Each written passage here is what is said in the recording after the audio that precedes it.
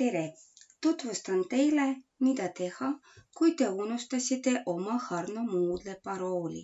Tehke lahti kutsehariduskeskus.ee ja vajutage Harno Moodle. Vajutage paremal pool nuppu parool ununenud. Harno Moodle pakub 2 võimalust. Otsi kasutaja nime järgi ja otsi e-posti aadressi järgi. Kasutage kooli e-posti aadress.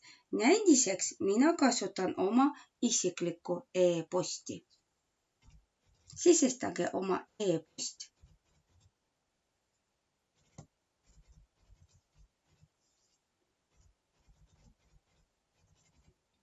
Vajutage otsing. Ja edasi jätka. Minu e-posti aadressile praktiliselt kohe tuleb Harno poolt e-kiri, milles on link.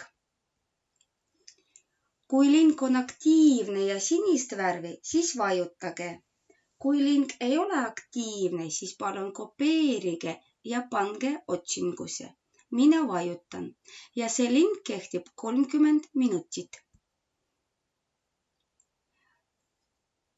Harno Moodle pakub määra parool ja pöörake oma tähelepanu, et parool peab olema vähemalt 6 märki, vähemalt 1 numbrit ja vähemalt 1 väiketähte.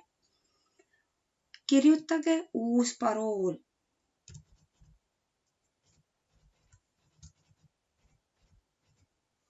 Ja veel kord uus parool.